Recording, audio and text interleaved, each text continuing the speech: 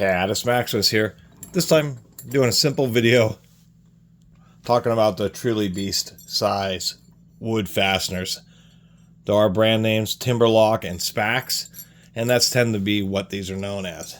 As comparison, what we have here is a pretty high grade 4-inch deck screw, and this would be actually at the beginning of heavy duty wood fastening screws. Back in the old days, it was just galvanized, known as lag bolts, and they increased in diameter. So if a bolt like this, a 10-inch, would be pretty thick in diameter. And in many situations, what you need is you just need to fasten through, say, 4x4s to another 4x4 or 6-inch thick, etc. Fastening through glulam beams and other timbers and such. And to correct myself, this is an 8-inch and we have a 6 and then a 6.5. So even for deck screws, a 4-inch would be pretty beastly.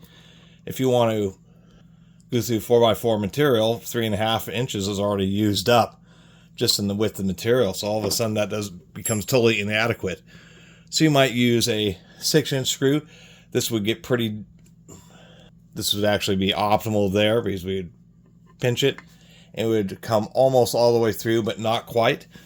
These heavier duty screws, before I forget, this black one's actually made to drive just a bit easier because it is a pretty thin diameter given its length. But many of these have these little wedges here. They're one to kind of carve out the material as it drives through. And then they'll have things such as these little notches on the top of the head, there and there. So once it sinks down, it just helps prevent it from wanting to become unscrewed a little bit. This one, they use the little notches in the teeth, and then this little section up here is also to help.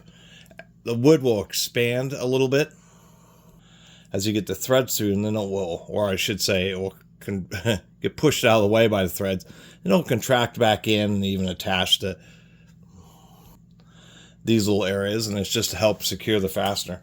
So anyway, you need really a 6-inch or a 6.5-inch to get the bolt to 4x materials together.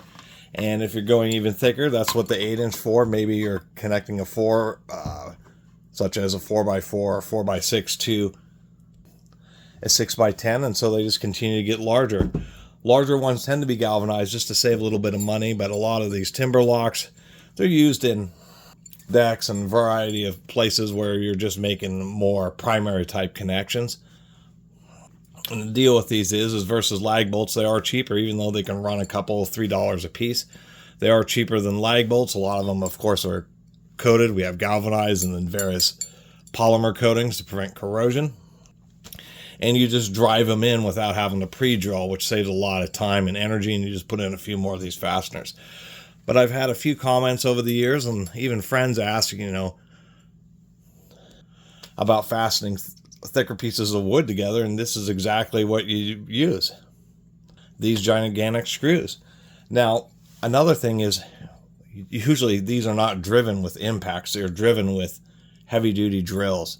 And the reason for that is on fasteners this long, you can certainly drive them with impacts, but it's really hard on them because there is a constant amount of resistance all the way down. And so you got to impact and impact. It makes a ton of noise, and the impact gearboxes tend to get really hot.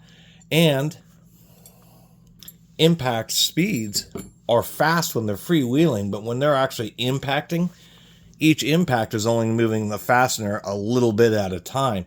So it's actually a much slower process than using a heavy-duty drill and driving things in at anywhere from 300 to 450 RPM. That would be the RPM of the heavy-duty drills that would drive these. But then you're driving them in constantly at 450 RPM. They just have more than enough resistance. So once you get down to where the head needs to stop, you can just let off the drill, and just the extra resistance pulls the head in just the right amount. And it's a more productive process. That's actually one of probably the most surprising things, is using impacts with these giant fasteners. It's just a really slow process because you got to impact for so long to get the whole darn thing to thread in.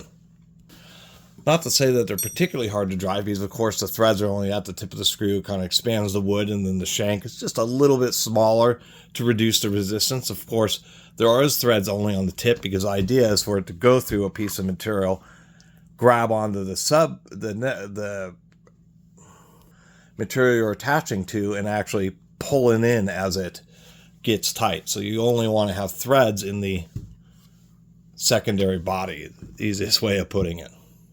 So I thought these were cool. I have a few of these I've built up here, especially when I've seen them at garage sales, or maybe a box at Habitat for $5 or something, because I know they're expensive.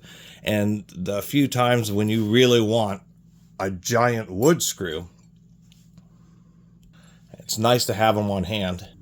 And the only thing that will accomplish the task. And there's also many times when you're just trying to do something, maybe who knows exactly what. Maybe you need to go all the way through a wall and then attach something. And so that would be another use for one of these, is just where you have long sections that you just have to pass through before you can actually get into some solid material. But I always thought these were cool, and they're always kind of a neat talking point when people see just these giant screws and wonder what they're for. And so I figured I'd make a little video blabbing about them. Thanks for watching.